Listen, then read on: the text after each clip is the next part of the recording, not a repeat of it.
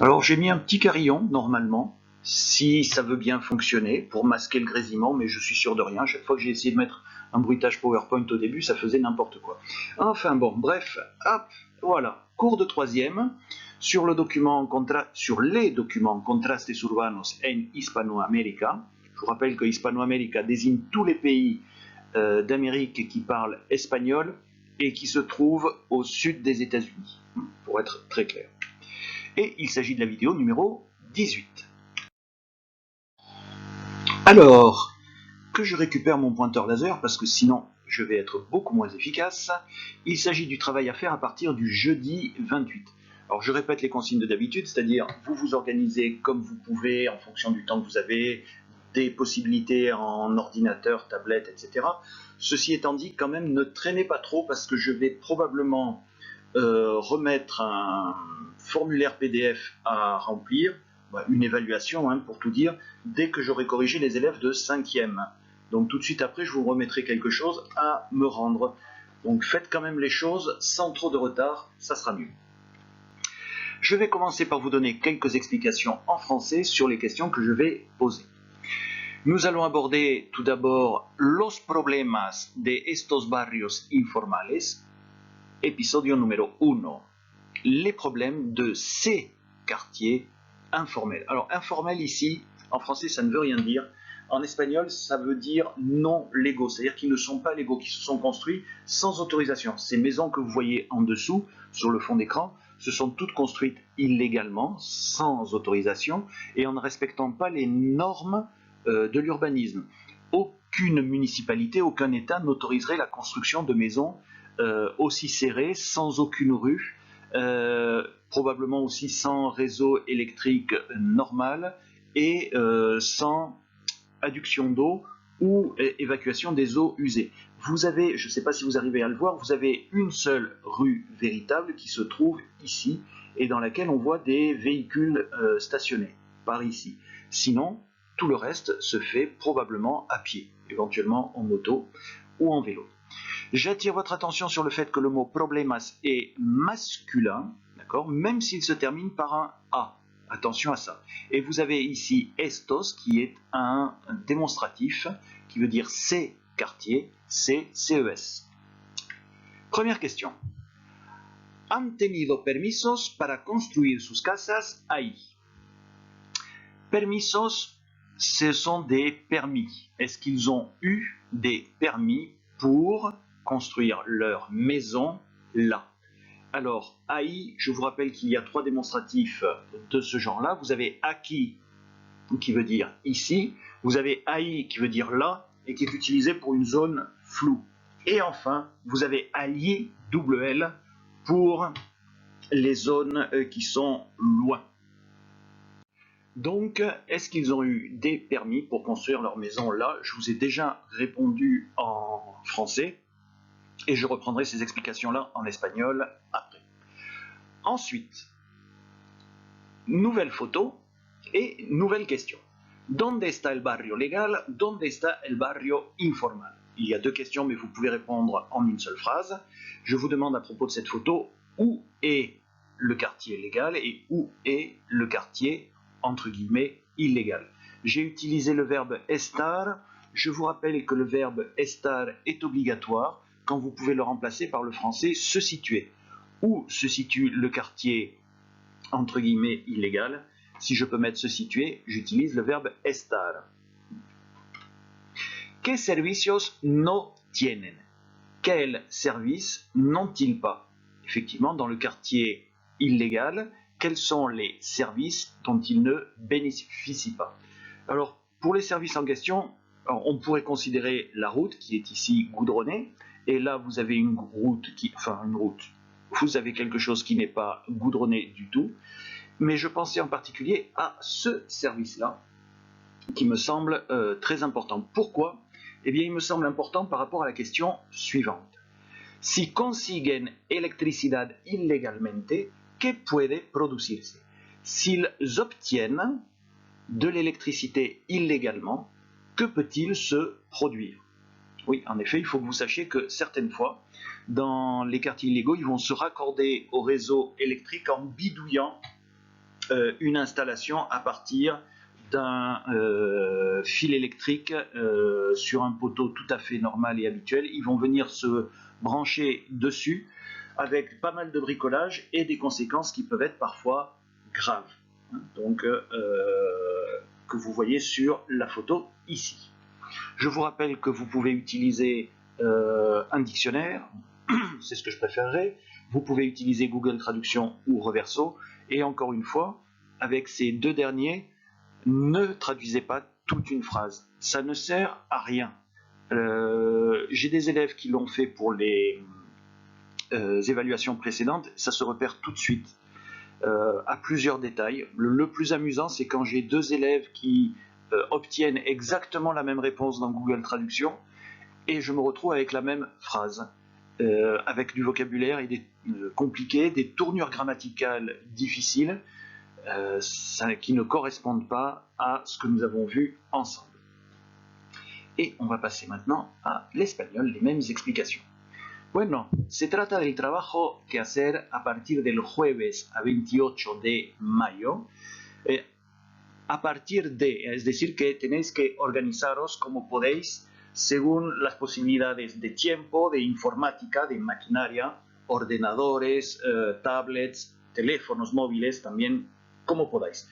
Sin embargo, no hay que llevar demasiado a retraso, porque voy a dar una tarea de español en un formulario PDF y cuando termine de corregir las tareas de los alumnos de quinta, voy a enviar el formulario PDF. Así que, cuidado. Vamos a estudiar los problemas de estos barrios informales. Informales podría ser un sinónimo de ilegales. Se trata del punto número 1.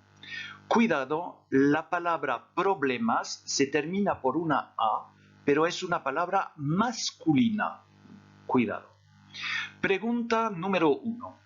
¿Han tenido permisos para construir sus casas ahí? Entonces, si observáis la foto de fondo, podéis ver que no es un plan normal de ciudad. Es un plan anárquico, desordenado. Las personas han construido sus casas como querían. No han recibido permisos, autorizaciones del ayuntamiento, de la ciudad, del estado, del gobierno. No, se han instalado directamente. Después, ¿dónde está el barrio legal en esta foto? ¿Dónde está el barrio informal? La utilización del verbo estar es obligatoria si se puede reemplazar estar por el verbo situarse. ¿Dónde se sitúa el barrio legal? Se sitúa significa que el verbo estar es obligatorio. Entonces, en esta foto, ¿dónde está el barrio legal y dónde está el barrio informal? ¿Qué servicios no tienen en el barrio informal? Y el servicio que me interesa es el servicio aquí de red eléctrica. ¿Y por qué me interesa? Porque tiene consecuencias en los barrios ilegales. Muchas personas van a conectarse a un poste eléctrico legal, se van a conectar de manera artesanal y de manera muy peligrosa. Y esa conexión ilegal puede provocar catástrofes importantes como la que aparece en esta foto. Catástrofes realmente graves. Y además es difícil para los bomberos, les pompiers, es difícil para los bomberos intervenir en un barrio de este tipo, simplemente porque no hay calles. Los camiones circulan difficilement. Bon, je crois que j'ai tout fait. Allez. Alors, maintenant, on commence par le français. Los problemas de estos barrios informales, número 2. Je ne répète pas sur le masculin du mot problemas qui se termine par un A mais qui est en réalité masculin. Ici, vous avez le démonstratif et informales pour un équivalent de illégaux. Et le mot barrios qui signifie quartier à retenir également. Première question et nouvelle photo. ¿Cómo es el terreno donde han construido las casas? comment est le terrain où ils ont construit les maisons, sur cette photo-là. Ah oui, il a une caractéristique quand même assez essentielle. Et on retrouve tous les détails que je vous ai donnés, c'est-à-dire une seule rue autour de laquelle se sont construites les premières maisons, probablement avec des véhicules. Et puis après, les gens qui sont arrivés se sont installés petit à petit où ils ont pu, où il y avait de la place. Ah, il y a un espace là, on rase les arbres et on construit 3 maisons. Là, oui, il y en a 3 qui rentrent facilement. ¿Por qué no construyeron en un lugar llano más fácil? Pourquoi n'ont-ils pas construit dans un lieu plat plus facile? Alors, on va regarder d'abord un petit peu la langue, plus ici à retenir, más facile, le mot lieu que je vous ai toujours recommandé, lugar. Ensuite, vous avez le verbe construir, avec la négation juste devant. La négation en espagnol, c'est no suivi du verbe. Construyeron, ici c'est un passé simple. J'aurais pu utiliser le passé composé qui se trouve ici. C'était tout à fait possible. Parce qu'en espagnol, il y a une utilisation du passé simple qui est assez courante. Les Espagnols utilisent très facilement le passé simple. Et souvent, ils l'utilisent là où les Français vont utiliser plutôt le passé composé. Alors, il y a des petites nuances entre les deux, mais il faut savoir qu'un passé simple peut être traduit par un passé composé en français si vous êtes dans un récit au présent. Qu'est-ce qu'il me reste à voir sur cette phrase? Ben ça là. Ça, c'est déjà une indication sur la réponse pour la question précédente. Ben oui. Voilà. Là, ça, c'est la facilité. Eux, où est-ce qu'ils ont construit leur maison? 2 photos ensuite, assez spectaculaires, et une seule question. ¿De qué pueden sufrir en este tipo de terreno? De quoi peuvent-ils souffrir dans ce type de terrain? Vous avez ici le verbe pouvoir, qui est un verbe à diphtongue, qui introduit une nuance de prudence. On n'est pas sûr que ça se produise, mais ça peut se produire. Le verbe souffrir, attention, c'est son orthographe espagnole. Oui, vous pouvez utiliser este tipo de terreno dans la réponse. Bien, vamos a pasar ahora al español para el número 2 de los problemas de estos barrios informales, o sea, ilegales. Pregunta número 1. ¿Cómo es el terreno donde han construido las casas? Bueno, se puede ver en esta foto, que es un terreno que no es especialmente llano, no es un terreno llano, y en la foto de fondo también vemos que no son terrenos llanos. Entonces, eso es un poco una respuesta a la pregunta. Pregunta número 2. ¿Por qué no construyeron en un lugar llano más fácil? Entonces, para esta pregunta es necesario un poco de reflexión, un poco de invención, de imaginación para comprenderlo. Y terminamos con la pregunta número 3. ¿De qué pueden sufrir en este tipo de terreno? En efecto, estos terrenos en pendiente, generalmente en zonas de montaña, tienen problemas importantes porque muchas veces están construidos en zonas de terremotos. Y los terremotos son cuando la tierra tiembla. Y la tierra cuando tiembla, cuando hay un terremoto, pues destruye las casas, particularmente si están en una pendiente. Esta casa podía estar ahí arriba y bajó hasta aquí. Incluso se puede ver la colada en la ventana, se pueden ver 2 pantalones y un jersey o una sudadera que están colgados de la ventana aquí para secar al sol. Y aquí podemos ver que hay una carretera con un coche encima, creo que eso es otro coche, y podemos ver que la carretera está completamente destruida. Es absolutamente increíble la potencia de un terremoto. Y aquí tenemos una zona de destrucción muy importante. Bien. Voy a poner por aquí una etiqueta con un video a propósito de los terremotos en Pérou. Alors, j'étais en train de dire que là, je vais faire apparaître, si je n'oublie pas, une étiquette qui vous renverra une petite vidéo pas très très longue. J'ai choisi une vidéo pas trop dramatique, d'un phénomène qui se trouve au Pérou. Donc le Pérou est un pays où il y a des zones montagneuses très très importantes. C'est un pays qui est très sec et autour de la capitale, Lima, vous avez des maisons qui se sont construites comme ça à flanc de montagne. Le problème qu'il y a, c'est que le Pérou, même si c'est un pays très sec, de temps en temps en montagne, il peut y avoir des orages, et il peut y avoir des pluies importantes, et à ce moment-là, vont se créer ce que les Péruviens appellent des huaicos. Vous l'entendrez, je crois, dans la vidéo. Et ce sont des ruisseaux qui se mettent à apparaître tout d'un coup, en plein milieu d'une vallée, et qui se mettent à dévaler la vallée, et souvent dans des endroits où ils n'ont pas coulé depuis des dizaines d'années. Et le problème, c'est que pendant ces dizaines d'années, il y a des gens qui se sont installés et qui ont construit leur maison sur le tracé d'un ruisseau qui n'apparaît que tous les 10 ans, tous les 5 ans, etc., etc. Et il y a des drames assez importants avec des maisons qui peuvent être emportées. Donc dans la vidéo que vous verrez, c'est beaucoup moins grave. Hein. Vous verrez des gens qui se sont attroupés sur un pont où il y a un huayco qui est en train de passer et qui est probablement rentré dans une propriété dont il a emporté les bidons. Donc je vous laisserai regarder ça, je vais mettre l'étiquette à peu près là. Ça devrait apparaître à peu près dans cette zone-là. Et maintenant, le drapeau français, les problèmes de ces quartiers illégaux, numéro 3. Los problemas de estos barrios informales, numéro 3. ¿Qué es lo que se desarrolla en barrios informales y pobres? Qu'est-ce que c'est ce qui se développe dans les quartiers illégaux et pauvres? Dans cette phrase-là, j'attire votre attention sur un détail. Vous voyez que j'ai inversé pobres et le mot informales, et du coup il y a eu une transformation ici sur le Y. Et ET en espagnol normalement s'écrit Y. Bien.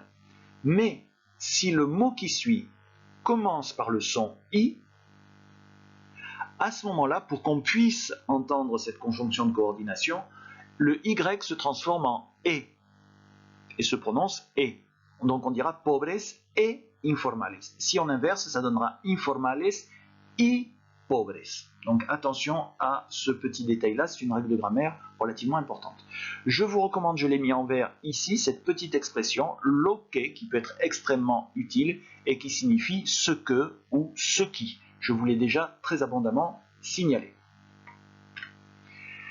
Et pour vous aider, voici deux images qui me semblent assez claires et qui n'ont rien d'amusant parce qu'on vous le présente souvent dans les films pour mettre un petit peu d'action, mais dans la vie de tous les jours, ça peut être extrêmement pénible et lourd.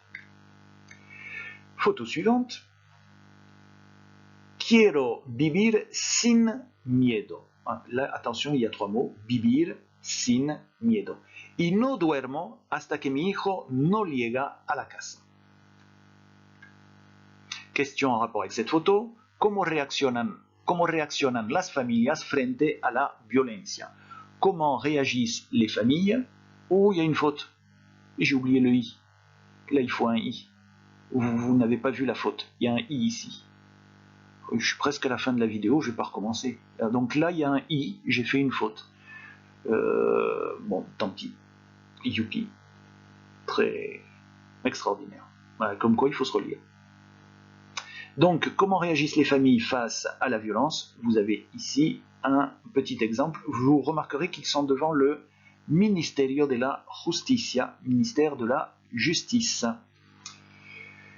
Question suivante, enfin pas une question, une petite consigne. Traducir el cartel por escrito. Traduire l'écriteau, el cartel, par écrit. Donc vous faites ça sur le cahier. À la suite des questions. Et dernière question de cette partie-là, ¿Qué hacen las autoridades? Que font les autorités? Probablement que dans votre réponse, vous n'utiliserez pas le verbe faire. Et vous avez ici deux exemples de réactions face à la violence dans ces quartiers pauvres et illégaux. Et maintenant, je reprends les explications en espagnol avec le drapeau péruvien. Entonces, retomo las explicaciones con la bandera peruana. Y es la parte, los problemas de estos barrios informales, parte número 3. Pregunta número 1, ¿Qué es lo que se desarrolla en barrios pobres e informales? Y la solución está en las dos fotos que se sitúan a la derecha, con armas aquí. Está bastante impresionante, me parece, ¿eh? Y no muy simpática. Y aquí tenemos un clásico, una escena clásica de violencia, con dos probablemente ladrones o sicarios que están sobre una moto. Hay el piloto y después está el que va a robar y que tiene un arma, una pistola probablemente. Cuidado con el vocabulario, lo que es importante utilizarlo, y aquí he dado explicaciones de gramática a propósito de la Y que se transforma en E si la palabra que sigue empieza por la letra, el sonido I. Pregunta número 2. ¿Cómo reaccionan las familias frente a la violencia? Pues la solución está en esta foto que se sitúa delante del Ministerio de la Justicia en Colombia, y la señora, la madre, puesto que habla de su hijo, la madre escribe: quiero vivir sin miedo. 3 palabras. Vivir, 1, sin, 2, miedo, 3. Quiero vivir sin miedo y no duermo hasta que mi hijo no llega a la casa. Entonces aquí podemos comprender los problemas de este tipo de barrio. Y eso es necesario traducirlo por escrito. Después, pregunta número 3. ¿Qué hacen las autoridades? Pues tenéis la solución en estas dos fotos que se sitúan aquí, en estas dos fotos. Y sí, he cometido un error aquí, olvidé la I, la letra I no aparece. Es un error, está muy mal, no estoy contento, pero bueno, estamos a 21 minutos del comienzo y no voy a repetir la grabación. Et voilà votre image préférée, celle de la salle de classe qui annonce la fin de la vidéo. Ceci dit, je n'ai pas mis de petite image rigolote parce que, je sais pas, moi, le sujet m'avait pas l'air spécialement amusant, donc ça me semblait malvenu. Allez, je vous souhaite bon courage. On se retrouve pour la prochaine vidéo. Je vais essayer de bidouiller pour voir si je peux rajouter le i dans le mot famille que j'ai oublié. À bientôt, bon courage.